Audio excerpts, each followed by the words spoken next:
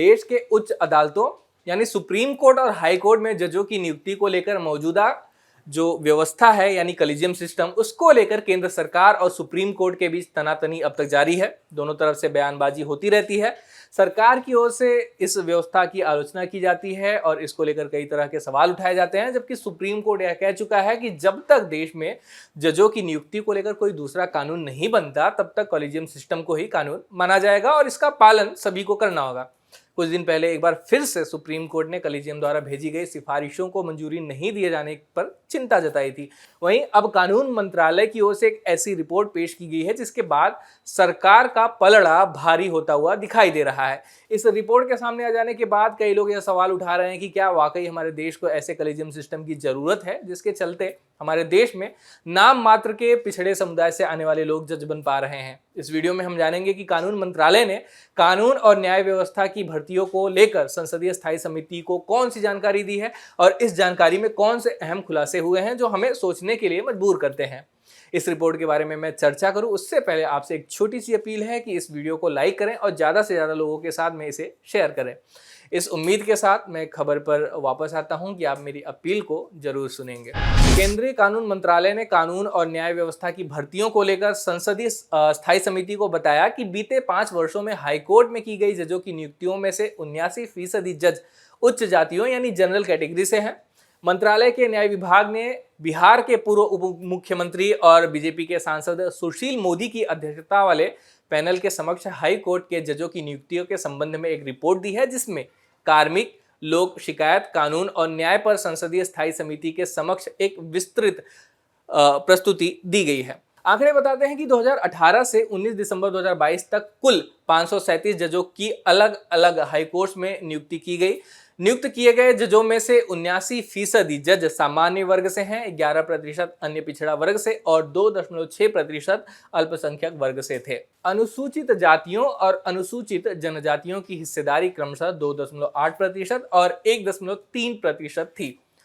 वहीं इसमें से 20 जजों की सामाजिक पृष्ठभूमि का पता मंत्रालय नहीं लगा सका। साल 2018 में मंत्रालय ने सुप्रीम कोर्ट कॉलेजियम के अनुशंसित लोगों को उनकी सामाजिक आर्थिक पृष्ठभूमि के विवरण के साथ एक फॉर्म भरने के लिए कहा था। मार्च 2022 में राज्यसभा के एक जवाब में केंद्रीय कानून मंत्री किरेन रिजिजू ने कहा था कि सरकार उच्च न्यायपालिका में न्यायाधीशों की नियुक्ति में सामाजिक विविधता के लिए प्रतिबद्ध है। केंद्रीय कानून मंत्री ने कहा था कि हम हाईकोर्ट के मुख्य न्यायाधीशों से अनुरोध कर रहे हैं कि जजों की नियुक्ति के लिए प्रस्ताव भेजते समय उनकी नियुक्ति में सामाजिक विविधता सुनिश्चित करने के लिए अनुसूचित जाति, अनुसूचित जनजाति, अन्य पिछड़ा वर्ग, अल्पसंख्यकों और महिलाओं से संबंधित उपयुक्त उम्मीदवारों पर उचित विचार किया जाए। सुप्रीम कोर्ट ने कहा था कि हमारी लोकतांत्रिक राजनीति न देश के सभी लोगों के लिए बराबर है। अगर कमजोर वर्ग के तबके के लोगों को पूरी तरह से उपेक्षित किया जाएगा तो हम वास्तविक भागीदारी लोकतंत्र हासिल करने का दावा नहीं कर सकते। आपको बता दें कि उच्चतम न्यायालय ने कॉलेजियम की सिफारिशों के बावजूद जजों की नियुक्ति प्रक्रिया में कथित ढीले रवैये पर शुक्रवार को एक बार फिर से नाराजगी व्यक्त करने के बाद केंद्र सरकार ने कहा कि वह समय सीमा का पालन करेगी और नियुक्ति प्रक्रिया में तेजी लाएगी। न्यायमूर्ति संजय किशन कौल और न्यायमूर्ति अभय एस ओका की पीठ के समक्ष एडवोकेट्स एसोसिएशन बेंगलुरु द्वारा दायर एक अवमानना याचिका पर सुनवाई के दौरान अटॉर्नी जनरल आर वेंकट रमणी ने केंद्र सरकार का पक्ष नियुक्ति प्रक्रिया में तेजी लाने का आश्वासन दिया। वेंकट रमणी ने कहा कि कॉलेजियम द्वारा भेजी गई 104 में से 44 सिफारिशों न्यायाधीशों के नाम को या तो शनिवार या इस हफ्ते के अंत तक मंजूरी दे दी जाएगी। शीर्ष अदालत ने नाराजगी व्यक्त करते हुए यहां तक कह दिया कि दूसरी बार भेजे गए नामों को वापस लेना चिंता का विषय है। नियुक्ति में देरी के संभावित कारणों पर गौर करते हुए पीठ ने पूछा कि क्या न्यायाधीशों के स्थानांतरण यानी ट्रांसफर के संबंध में तीसरा पक्ष निर्णयों को प्रभावित कर रहा था।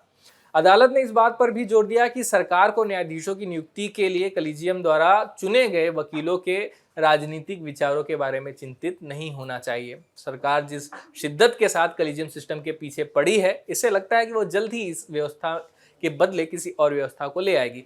लेकिन ऐसा करने के लिए सरकार को संसद वाले रास्ते जाना पड़ेगा, यानी कानून बनाना पड़ेगा संसद के जरिए। सरकार यह काम कब तक कर पाएगी, इसको लेकर अभी तक तो कुछ नहीं कहा जा सकता, लेकिन पिछले कुछ महीनों में जो कुछ घटित हुआ है उससे इतना जरूर कहा जा सकता है कि जल्द ही कोई बड़ा फैसला लिया जा सकता है। लेकिन यह भी एक बड़ा सवाल है कि क्या सरकार अदालतों में पिछड़े समुदाय के जजों की संख्या बढ़ाना चाहती है या उसके लिए कॉलेजियम सिस्टम खत्म करने के लिए यह जो एक आंकड़े हैं वो एक अच्छा खासा बहाना भर है। पिछले 5 सालों में अल्पसंख्यक वर्ग से 3% से कम जजों का हाई कोर्ट में जो नियुक्ति है उसको लेकर आप क्या राय रखते हैं, कमेंट बॉक्स में जरूर लिखें। यह वीडियो यहीं समाप्त होता है। धन्यवाद। अब खबरें पाइए सबसे पहले हमारे मोबाइल न्यूज एप्लीकेशन पर। एंड्रॉइड या iOS प्लेटफॉर्म पर जाइए, HW न्यूज नेटवर्क को सर्च कीजिए, डाउनलोड कीजिए और अपनी सुविधानुसार भाषा का चयन कीजिए। खबरों की भीड़ में अपने काम की खबर पाते रहिए।